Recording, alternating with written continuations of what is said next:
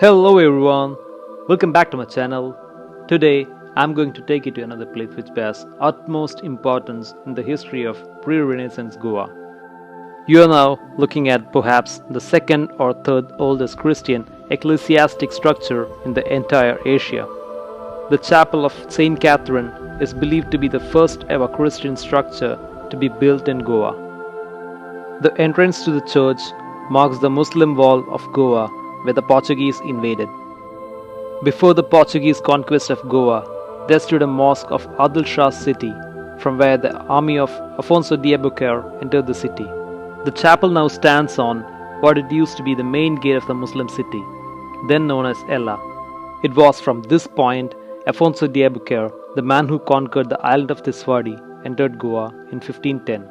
The fort wall of Adil Shah can still be seen opposite to the chapel. The chapel was built in a Renaissance-style architecture using laterite stones plastered with lime mortar.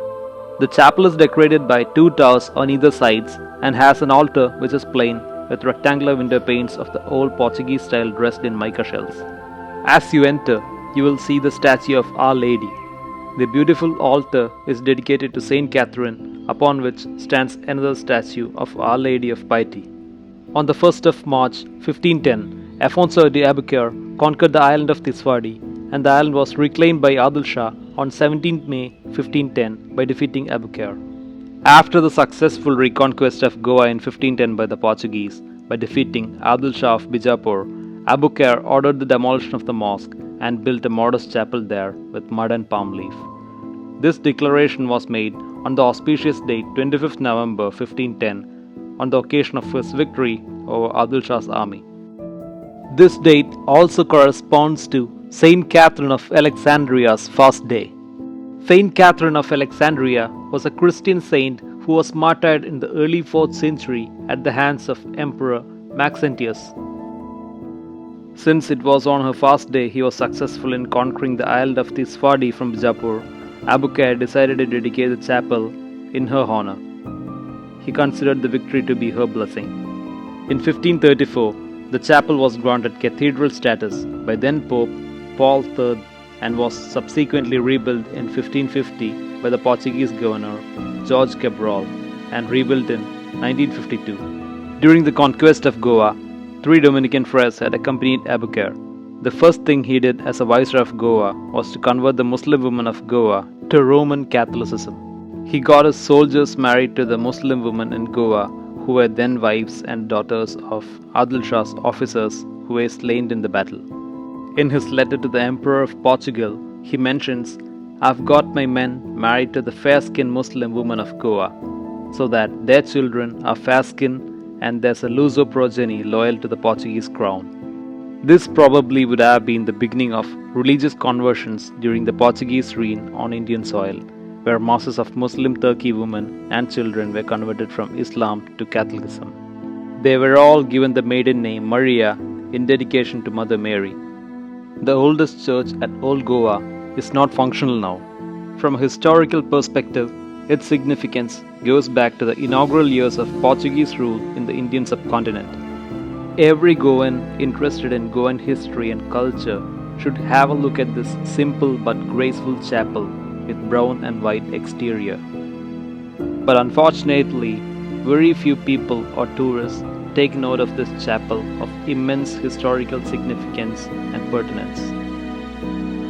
Governor Jorge Cabral installed an inscribed slab in Portuguese meaning, "Here on this spot and by the door entered the governor Afonso de Albuquerque, reconquered the city from the Moors on the day dedicated to Saint Catherine in the year 1510, in whose honor and memory the governor Jorge Cabral raised this house in the year 1550.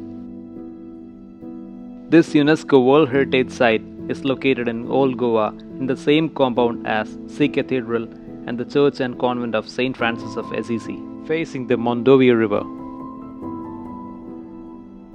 Behind the chapel is an elaborate sun-kissed stone museum where stone artifacts which were once part of the heritage Portuguese architecture and gunnery is displayed.